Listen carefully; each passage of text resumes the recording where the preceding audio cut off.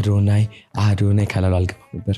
ያልተጠራውበት ድግስ ቤት ገብቼ ምናምን ቁርጥ በላ ነበር። ድንኳን ሰበራ ማለት በቃ በኃይለኛው አሁን የአስተዳደጊ ሀብታም ልጅ ነኝ።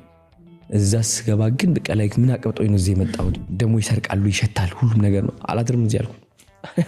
መሰገጥ ማለት ያቺ ውስጥ ያለችው ድምፅ መስማት ነው። የበታችነት ስሜት ይሰማኛል።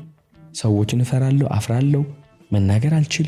ሁላችንም በሀገር ደረጃ የተጠቃንበት ነገር ነው።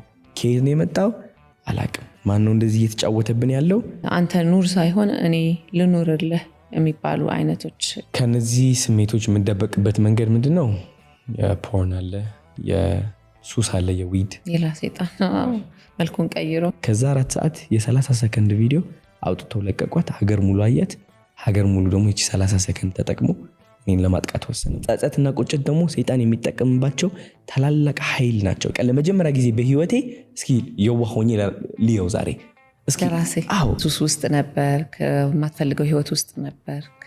እንደው ከዚህ ህይወት ውስጥ ሙሉ ለሙሉ የወጣህበትን ቅጽበት ራሴን ማጥፋት የፈለኩባት ቀን። ሰው አስደሳችነቴም ይሞታል። ከዚህ በላይ ደግሞ ምንም የለም። አንዳንዴ ግን የሆነ ቁጭ ብለሽ አስበሽበት አታውቂም? ሁሉም ሰው ቢጠላኝ ብገላገል እግዚአብሔርን አይደለ ቢጠላኝ ሁሉም ሰው ቢያረግኝ ዝም ብሎ አዶናይ እንደሚፈልገው ትሆናለህ። ከማንም ሰው ፍቅር አልጠብቅ፣ ይሁን አድንቆት አልጠብቅ፣ ጭብጨባ አልጠብቅ።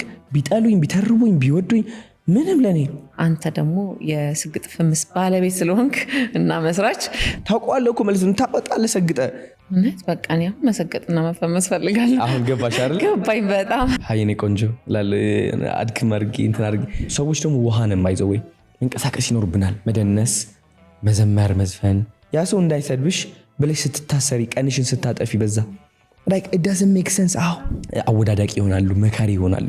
ከዛ ያንቺ ተወዳዳሪ ይሆናሉ። ከዛ ባንቺ ይቀናሉ። ከዛ ያንቺ አንጨብጫቢ ይሆናሉ። ምርጫ የላቸው። ዋው